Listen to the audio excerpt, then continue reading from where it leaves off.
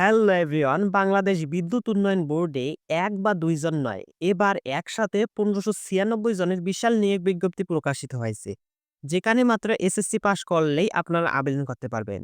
বেতন স্কেল, বয়সসীমা এবং আবেদন প্রক্রিয়া সবকিছু জানতে ভিডিওটি না টেনে শেষ পর্যন্ত দেখুন, কারণ একটি ভুল তথ্যের কারণে আপনার আবেদন বাতিল হয়ে যেতে পারে।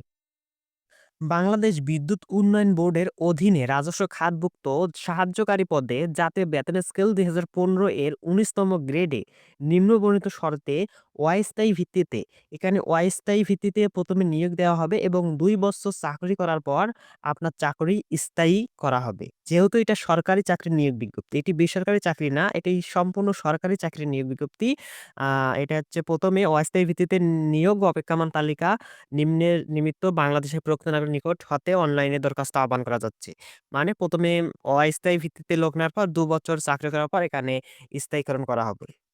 পদের নাম সাহায্যকারী, পদসংখ্যা ১৫৯৬ জন। শিক্ষাগত যোগ্যতা এসএসসি বা সমমান বা সরকার অনুমোদিত কারিগরি ইনস্টিটিউট হতে এসএসসি সমমানের কারিগরি ট্রেড কোর্স পাস।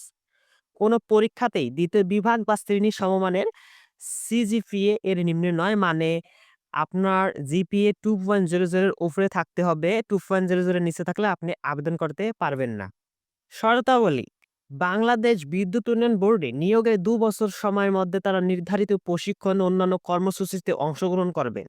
উক্ত প্রশিক্ষণ ও কর্মসূচিতে অর্জিত ফলাফলের ভিত্তিতে প্রচলিত বিধিবিধান অনুযায়ী তাদেরকে সাহায্যকারী এর শূন্য পদের বিপরীতে নিয়মিত নিয়োগ প্রদান করা হবে।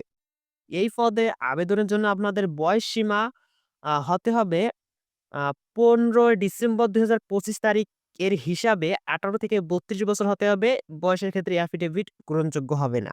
সরকারি, আধা সরকারি বা স্বায়ত্তশাসিত বা আধা স্বায়ত্তশাসিত প্রতিষ্ঠানে চাকরিরত প্রার্থীগণকে অবশ্যই যথাযথ কর্তৃপক্ষের অনুমোদন ক্রমে গ্রহণপূর্বক আবেদন করতে হবে। পরীক্ষায় অংশগ্রহণে ইচ্ছুক ব্যক্তি bpdb.teletalk.com.bd ওয়েবসাইটে আবেদনপত্র পূরণ করতে পারবেন। আবেদনপত্র পূরণের ৭২ ঘন্টার মধ্যে আপনাকে আবেদন ফি জমা দিতে হবে। আবেদন ফি নির্ধারণ করা হয়েছে ৳৫৬। আপনি যদি ৭২ ঘন্টার মধ্যে আবেদন ফি না দেন, তাহলে আপনার আবেদন বাতিল বলে গণ্য হবে।